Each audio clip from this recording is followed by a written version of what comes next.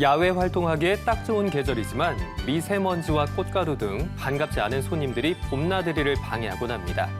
봄철에 악화되기 쉬운 눈 질환들 어떻게 예방하고 관리해야 할지 안종호 안과 전문의와 함께 자세히 살펴보겠습니다. 안녕하세요. 네, 안녕하세요. 네, 선생님, 봄철만 되면 유행하는 안질환들이 몇 가지가 있는데요. 그중에 먼저 안구 건조증에 대해서 좀 이야기를 나눠보려고 합니다. 네. 국민건강보험에 따르면 해마다 안구 건조증을 앓는 환자들이 늘어나는 추세라고 하는데요. 이게 왜 발생하는지 그리고 어떤 특징을 갖는지부터 설명해 주실까요? 네, 우선 안구 건조증을 이해하기 위해선 눈물에 대한 구조를 이해를 해야 됩니다. 우리 눈물은 단순히 물로만 이루어져 있지 않고 세 개의 층으로 이루어져 있는데 네. 1층은 단백질, 2층은 물, 3층은 기름으로 이루어져 있습니다. 네, 그래서 우리 눈물의 1층인 단백질층은 눈물을 잡아두는 접착제 역할을 한다고 보시면 될 것 같아요. 네. 그래서 만성 결막염이 있거나 비타민 A가 부족하거나 방부제가 든 안약을 오래 사용한 경우에 이런 단백질의 분비가 적어지면서 안구 건조증을 유발을 할 수가 있습니다. 네, 그래서 이런 경우에는 뮤신 단백질의 분비를 촉진시키는 안약을 사용함으로써 해결을 할 수가 있고 또한 염증도 같이 동반되기 때문에 스테로이드 안약을 함께 사용하면 도움을 받을 수가 있습니다. 그리고 두 번째 층인 물층은 전신 질환이랑 연관이 있는데요. 쇼그렌 증후군과 같은 전신 질환이 있는 경우 눈물의 분비량이 적어지고 또한 이제 고혈압이나 항히스타민제를 많이 먹은 경우에도 눈물의 양이 적어지게 됩니다. 네. 치료로는 전신 질환을 먼저 치료를 하고 그럼에도 불구하고 눈물의 양이 적은 경우에는 눈물이 내려가는 누점을 폐쇄하는 누점 폐쇄술을 시행을 할 수가 있습니다. 네, 그리고 세 번째 층인 기름층인데요. 이 기름은 우리 눈물이 날아가지 못하도록 막는 코팅제 역할을 하게 됩니다. 이 기름은 속눈썹 안쪽에 마이봄샘이라고 하는 샘에서 기름이 분비가 되게 되는데 그의 기능이 떨어지는 마이봄샘 기능 장애가 생긴 경우 안구 건조증이 생길 수가 있고 이 원인이 안구 건조증의 80%가 넘기 때문에 주 치료의 원인이 되게 됩니다. 네. 그래서 만약에 마이봄샘 기능 장애가 있는 경우에는 안과에 오셔서 IPL이나 리피플로어 같은 전문적인 치료를 하면 도움이 되겠지만 집에서도 온찜질을 하면서 충분히 치료를 할 수가 있습니다. 네. 그러니까 세 개의 층 안에서 어떤 층에 문제가 생겼느냐에 따라서 치료 방법도 달라질 수 있겠네요. 네. 자, 그리고 안구 건조증 이외에도 봄철만 되면 우리를 괴롭히는 질환, 불청객이라고 할 수 있는데 바로 결막염이 있죠. 네. 가렵기도 하고 또 눈이 충혈돼서 너 왜 이렇게 눈이 빨개? 라는 이야기를 듣기도 합니다. 바로 알레르기성 결막염 때문에 발생하는 증상인데 이건 어떤 특징을 갖나요? 네, 알레르기성 결막염 같은 경우에는 결국엔 외부 물질에 대한 항원에 대한 우리 눈의 면역 반응입니다. 이런 외부 물질에 대해서 노출이 됐을 때는 우리 눈은 히스타민이나 프로스타글란딘과 같은 물질을 분비하면서 눈이 충혈되고 가렵고 염증 반응도 일어나게 되는데요. 네. 그래서 원인으로는 계절성 같은 경우에는 나무나 꽃의 꽃가루가 되겠고 통연성 같은 경우에는 진먼지 진드기, 동물의 털, 비등 같은 것이 원인이 될 수가 있습니다. 이제 본인이 알레르기가 있는데 원인을 모른다면 혈액 검사를 통해서 원인을 쉽게 분석을 할 수가 있고 치료로는 가장 중요한 게 예방입니다. 그래서 알레르기 항원에 대한 노출을 줄이는 게 가장 중요하고 간지럽더라도 비비지 말고 냉찜질을 하는 것이 도움이 되고 그래도 힘들다면은 안약을 쓰는 것도 도움을 받을 수가 있겠습니다. 그렇군요. 네. 제가 어렸을 때 기억을 되짚어 보면 친구들이랑 같이 수영장을 갔다 온 다음에 아폴로 눈병이라는 걸 앓는 친구들이 좀 있었는데 네. 그게 유행이 된다라고 들어서 좀 어린 마음에 학교 가기 싫어서 그 친구들이랑 가까이 지내면 옮아서 학교를 가지 않아도 된다. 뭐 네. 이런 얘기까지 했었거든요. 네. 이 아폴로 눈병이라는 것도 결막염의 일종인가요? 네, 맞습니다. 아폴로 눈병은 급성 출혈성 결막염이라고 하는 질환인데 원인은 엔테로 바이러스와 콕사키 바이러스가 되겠습니다. 네. 증상으로는 눈이 새빨갛게 토끼처럼 되는 거고 눈꽃과 통증을 동반을 할 수가 있습니다. 알레르기 결막염과 구분점은 크게 두 가지인데 가려움과 전염성입니다.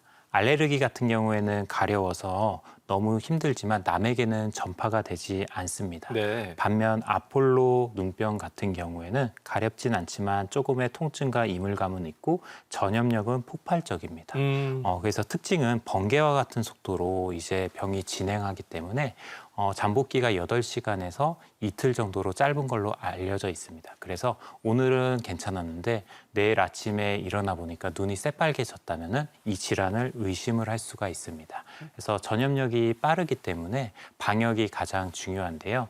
집에서 문고리나 리모컨이나 수건 같은 거를 사용할 때 주의를 요하는 것이 좋습니다. 그래서 이게 번개처럼 전염도 빨리 되고 눈도 새빨개지고 되게 무시무시한 질환 같지만 특별한 후유증을 남기지 않기 때문에 개인 위생만 철저히 하면은 크게 무서워할 필요는 없습니다. 네.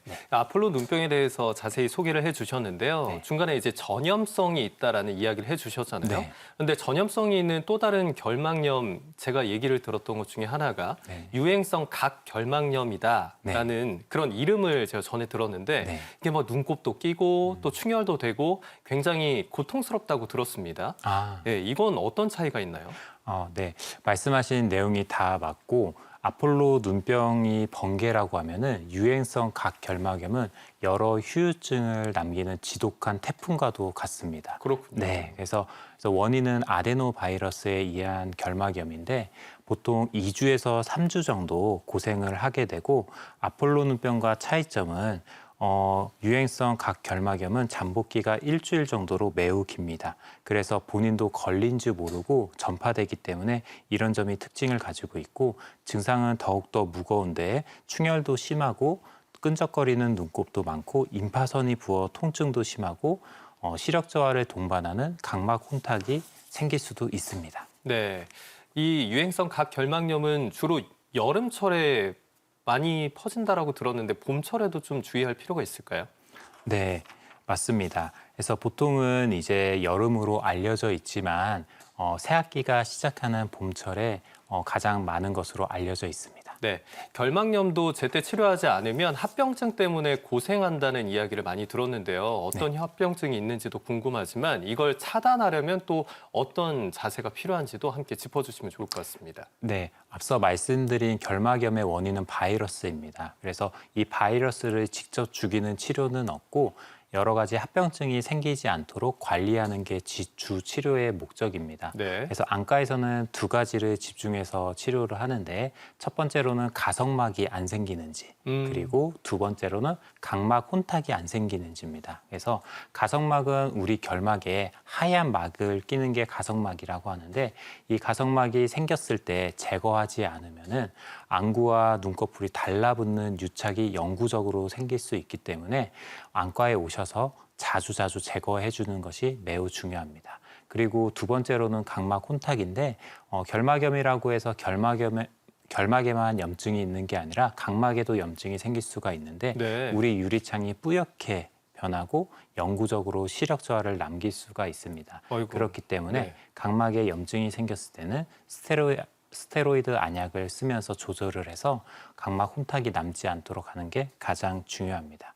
그리고 가장 이제 제가 말씀드리고 싶은 것은 결막염에 걸렸을 때 가볍게 생각하고 집에 있는 안약을 아무거나 넣는 환자분들이 되게 많습니다. 그래서 어떤 증상이 있을 때 치료가 다 다르기 때문에 안과에 오셔서 적기에 적절한 치료를 받는 게 제일 중요하다고 보시면 되겠습니다. 네, 일단 질환에 대한 증상이 나타났을 때는 반드시 진단을 받고 그에 적절한 처방을 받는 게 필요하겠네요. 네, 맞습니다. 네, 이렇게 결막염과 관련한 이야기도 나눠봤고요. 또 다음 안과 질환도 하나 더 추가적으로 살펴보겠습니다. 바로 다래끼인데요. 저는 이 다래끼가 왜 생기는지 잘 모르겠지만 그냥 주변에서 듣기로는 오래된 화장품 쓰면 생길 수 있다. 뭐 이런 이야기를 전에 들었거든요. 네, 그 말도 맞는 말인데 우리가 다래끼가 생기는 원인이 여러 가지가 있어요. 그래서 보통은 기름샘이 단순히 막혀서 생기는 경우도 있지만 세균이 감염돼서 생기는 세균성도 있습니다. 거기에 맞춰서 이제 우리가 치료도 달라야 되는데 초기에 단순히 기름이 막혔을 때는 온찜질을 함으로써 기름이 배출이 용이해지고 그러면서 치료를 할 수가 있는데 세균이 감염된 경우에는 염증이 생기고 세균이 활발히 증식을 하면서 이럴 때는 온찜질을 하면 안 되고 안과에 오셔서 먹는 약을 복용하시고 안약도 잘 쓰셔야 됩니다. 근데 그럼에도 불구하고 염증이 더 번지는 경우에는 안과에서 절개 및 배농술이나 염증 주사를 맞는 수술적인 치료가 필요할 수도 있겠습니다. 네, 그러면 발전 단계에 따라서 또 치료 방법도 달라진다라고 네. 이해하면 되겠는데요. 자, 이렇게 안과 질환 여러 가지 살펴보고 있는데 생활 습관 차이 때문일까요? 남녀에 따라서 또 앓게 되는 안과 질환이 달라진다고 하는데 이게 성별에 따른 차이가 있나요? 네, 성별의 차이도 명확히 있는데 우리 안과 질환 중에 가장 이제 흔한 게 안구 건조증인데 안구 건조증의 60에서 70%가 여자 환자로 이루어져 있습니다. 아, 여성이 더 많군요. 네, 그래서 이 여성이 많은 이유는 여러 가지가 있는데 첫 번째로는 호르몬 변화입니다. 그래서 우리 눈 주변에 마이봄샘에서 기름을 원활히 잘 나와야 되는데 이 나오는 원동력은 호르몬입니다. 네, 호르몬이 떨어지는 이제 중년의 여성 같은 경우에는 이 공장 가동률이 떨어지면서 기름이 잘 안 나와서 안구 건조증이 생길 수가 있고요. 네, 그리고 두 번째로는 생활 습관입니다. 아까 말씀드렸듯이 화장품을 눈에 쓴다든지 그리고 컨택트 렌즈를 낀다든지 그랬을 때도 안구 건조증이 생길 수가 있겠습니다. 네. 그리고 세 번째로는 이제 안구 건조증을 유발시키는 자가 면역 질환 자체도 여성에서 높기 때문에 이런 여러 가지 복합적인 원인에 의해서 여성에서 안구 건조증이 훨씬 더 높습니다. 네. 네. 이렇게 남녀 간의 차이도 확인을 해봤는데 특히 어린아이들을 둔 부모님들 같은 경우에는 우리 아이들 눈 건강 걱정 많이 되잖아요. 네. 이런 새학기, 학기 초일 경우에 학교 갔다가 질환에 감염돼서 오는 거 아닌가 걱정도 더 많이 되실 텐데 새학기를 맞아서 주의해야 될 점이 있다면 뭐가 있을까요? 네. 그래서 우리 아이들 중에서 이제 가장 중요한 요소는 뭐냐면 시력 발달입니다. 네. 그래서 보통은 우리 눈이 9세에서 10세까지 시력이 발달하기 때문에 이 기간이 매우 중요한데 아이들은 잘 안 보이면은 표현을 할 것 같지만 아이들은 원래 세상이 뿌옇다고 느끼기 때문에 네. 우리 아이들이 표현을 안 할 수가 있습니다. 그래서 부모로서 아이들의 행동을 보고 판단을 해야 되는데 첫 번째로는 이제 아이의 집중력이 좀 달라진 경우가 있습니다. 그래서 원래 집중을 잘하던 아이가 수업을 할 때 집중을 못 한다든지 그럴 때는 시력이 떨어져서 잘 안 보이기 때문에 집중력의 변화가 있을 가능성이 있습니다. 그래서 이런 모습을 보인다면 안과 진료를 받아보시는 게 좋고 두 번째로는 보는 자세입니다. 그래서 눈을 찡그려 본다든지 옆으로 본다든지 하는 경우에는 사시나 난시가 있은 경우가 있기 때문에 이런 경우에도 안과에서 진료를 받아보시는 게 좋습니다. 그래서 이 두 가지 모두 골든타임이 있기 때문에 우리가 어렸을 때 이런 증상을 느끼신다면 안과에 오셔서 바로 검진을 받아보시는 게 좋습니다. 네. 저도 선생님 설명을 듣다 보니까 가장 후회되는 게 제가 한 8살, 9살 그쯤에 네. 안경을 너무 끼고 싶어서 네. 일부러 텔레비전 가까이 앉아서 TV를 보면 안경을 낄 수 있지 않을까. 뭐 이런 생각에 난 시력이 떨어졌으면 좋겠다. 그런 생각까지 했는데 나이 들어서 생각해 보니까 건강한 눈이 굉장히 중요하고 또 네. 소중한 자산이잖아요. 네. 아마 부모님들의 역할이 굉장히 중요하지 않을까 싶습니다. 네. 자, 요즘에는 남녀노소 할 것 없이 스마트폰을 워낙 많이 보다 보니까 그에 따른 또 2차적인 질환으로 연결이 된다고 하는데 네. 저도 생소한 용어예요. 오늘 방송을 준비하면서 처음 들은 이 VDT 증후군이라는 게 있다는데요. 네. 이게 뭔지부터 좀 설명해 주실까요? 네, 그래서 비주얼 디스플레이 터미널이라고 하는 질환인데 우리가 스마트 기기를 장시간 사용할 때 손목이나 목 그리고 눈에 이런 질환이 생기는 현대병을 통틀어서 말을 합니다. 네. 그래서 이런 디지털 기기의 과부하인 상태가 눈에도 영향을 미치게 되는데 크게 영향을 미치는 게 두 가지입니다. 그래서 우리가 평상시에 눈을 많이 깜빡깜빡 거릴 때 기름이 왕성히 분비가 돼야 되는데 스마트 기기를 볼 때는 눈을 거의 깜빡이지 않지 않습니까? 아, 집중하느라고 맞아요. 오히려 눈을 깜빡임이 줄어드는군요. 네네네. 그래서 그럴 경우에는 기름이 배출되지 못하고 거기서 굳음으로써 안구 건조증이나 마이봄샘 기능 장애와 같은 질환이 생길 수가 있습니다. 네, 또한 우리가 스마트 기기는 가까이서 보잖아요. 네. 그래서 멀리 볼 때는 우리 눈에 있는 근육이 쉬어주지만 가까이 볼 때는 우리 눈에 조절 근육이 계속 일을 하고 있기 때문에 오래 보면 오래 볼수록 우리 눈이 계속 아령을 들고 있는 상태라고 보시면 될 것 같아요. 그렇군요. 네, 그래서 우리가 가까이를 오래 보는 젊은 사람들도 노안이 좀 쉽게 올 수가 있는 상태가 됩니다. 네. 네. 자, 오늘은 이렇게 봄철에 주로 발생할 수 있는 안질환에 대해서 짚어보고 있는데요. 처음부터 안구 건조증, 결막염, 그리고 다래끼, 다양한 것들을 쭉 살펴봤는데 제일 중요한 건 내 몸이 보내는 신호를 잘 눈치채고 또 그에 따른 진료를 적기에 받는 게 아닐까라는 생각이 듭니다. 어떤 점들이 우리가 주의해서 좀 살펴봐야 되는 것들이라고 생각하시나요? 네, 그래서 몸에서 보내는 신호는 크게 세 가지로 나눌 수가 있을 것 같아요. 그래서 눈꺼풀을 깜빡일 때 통증이 생기는지, 네. 그리고 두 번째로는 눈물이나 눈곱의 분비량이 이제 변화가 있는지, 세 번째로는 시력이 떨어지거나 뿌옇게 보이는지인데 첫 번째로 눈 깜빡임의 변화가 있는 경우에는 결국에는 눈에 상처가 있거나 여러 가지 알레르기 질환, 건조증 이런 질환이 있을 때 눈을 깜빡일 때 이물감이 들 수가 있습니다. 그래서 이런 것들이 있다면은 원인의 치료를 해야 되고 또한 눈곱이나 눈물에 대한 분비량이 변화가 있는 경우에도 여러 가지 질환들이 생길 수가 있습니다. 건조증이 생겼을 때 눈물이 되게 부족할 거라고 생각되지만 오히려 눈물이 왈칵 쏟아지는 역설적인 상황도 나타날 수가 있겠습니다. 오, 그렇군요. 네. 네. 자, 이렇게 다양한 주의점에 대해서 살펴봤는데요. 이번에는 건강에 대한 잘못된 상식 바로잡는 시간 가져보겠습니다. 눈 건강에 대한 오해와 진실을 OX로 풀어볼 텐데요. 자, 앞에 있는 판넬을 가지고 제 질문에 답을 해주시면 되겠습니다. 네. 첫 번째 질문입니다. 눈을 자주 씻어주면 좋다. 네, 정답은 X입니다. 아닌가요? 예.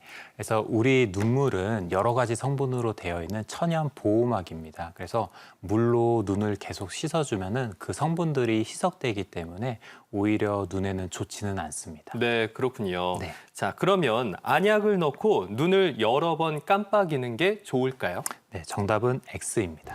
이것도 아니군요. 네, 그래서 우리가 안약을 넣었을 때는 약물이 흡수되는 데까지 시간이 필요하게 됩니다. 그런데 우리가 눈을 계속 깜빡깜빡거리면은 누점이라는 요 구멍으로 약물이 쭉쭉쭉쭉 내려가서 흡수가 되기도 전에 없어지기 때문에 안약을 넣었으면은 눈을 지그시 30초에서 1분 정도 감아주는 것이 매우 중요합니다. 그렇군요. 네. 자, 다음 질문 드리겠습니다.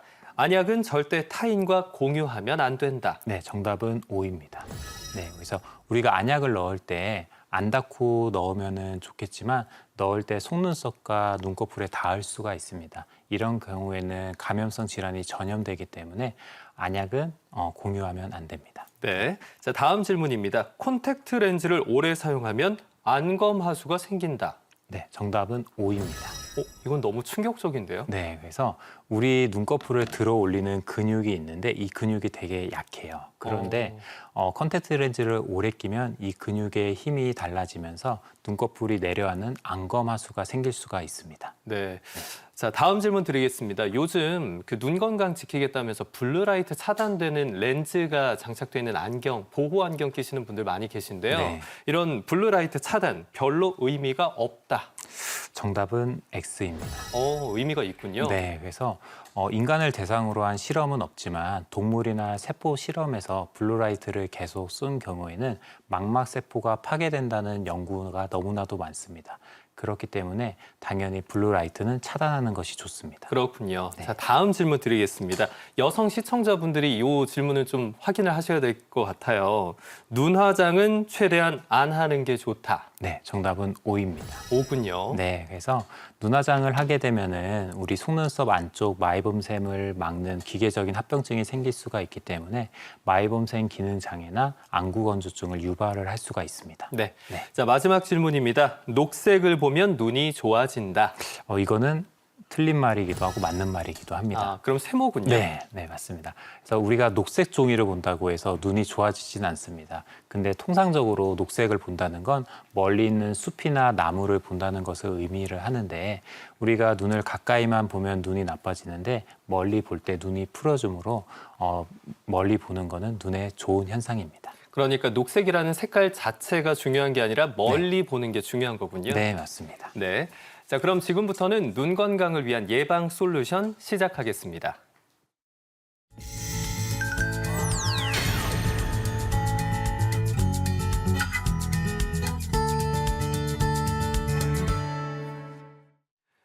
네, 선생님. 평소에 눈 건강을 위해서 우리가 할 수 있는 운동이 있을지도 궁금합니다. 네, 그래서 저희가 스마트 기기를 많이 쓸 때는 눈동자가 거의 고정되어 있기 때문에 다른 근육을 안 쓰게 됩니다. 네. 그래서 눈동자를 상하 좌우로 움직여주면은 안 쓰던 근육도 쓰고 혈액순환도 좋기 때문에 눈을 상하 좌우로 움직이는 게 좋고요. 그리고 스마트 기기를 쓸 때는 기름이 아까 안 나오고 눈의 깜빡임 횟수가 적어지지 않습니까? 그래서 네. 기름이 굳을 수가 있어서 눈을 따뜻하게 하는 것이 매우 중요해서 이렇게 손을 따뜻하게 해서 눈을 지그시 눌러주면 도움을 받을 수가 있고 손을 좀 비비면 따뜻해지니까 그러고 나서 네, 올려놓으면 맞습니다. 되나요? 네, 그런 방법도 있고 네. 아니면은 찜질팩을 이용해서 따뜻하게 하는 방법도 있습니다. 네. 그래서 기름을 녹였다면은 눈을 지그시 눌러주는 습관을 가지시면은 안에 있던 기름이 배출이 되면서 건조증을 조금 예방을 할 수가 있습니다. 네, 이렇게 설명을 해주셨는데 저도 예전에 눈 건강 지켜보겠다고 눈을 감고 이렇게 눈동자를 좌우 위아래로 막 움직였더니 사무실에서 지나가던 동료분이 너무 무섭다고 없는 데서 보이지 않는 데서 해라 이런 네. 얘기를 하더라고요. 네. 근데 지금 요 이야기를 듣다 보니까 오늘부터 다시 시작을 해봐야겠다라는 네. 생각이 듭니다. 네. 자, 이렇게 운동법도 알아봤고요.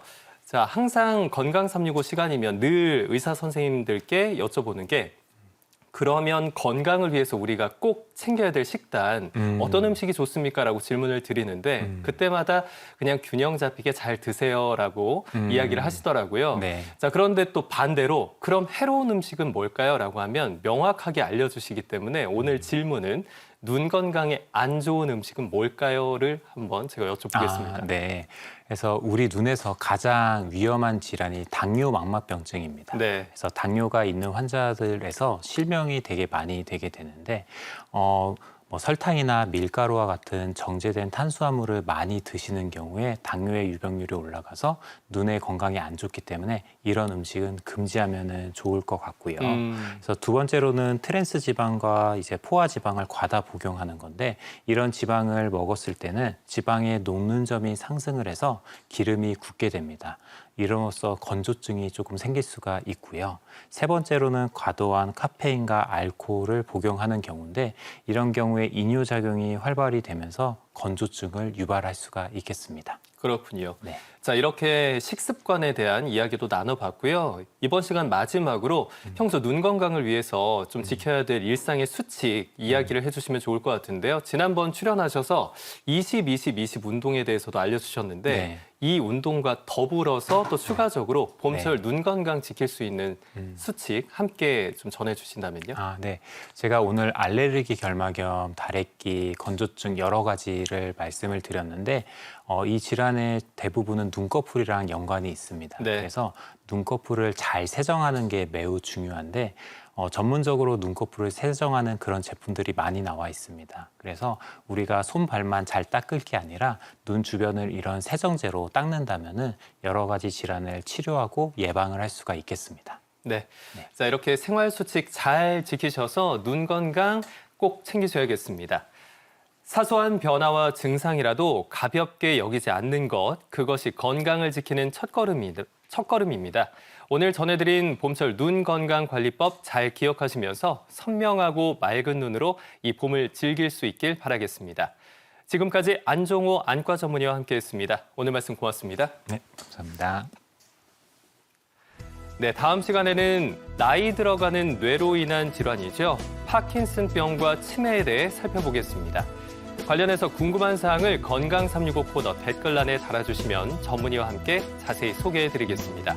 다음 시간에도 많은 기대 부탁드립니다.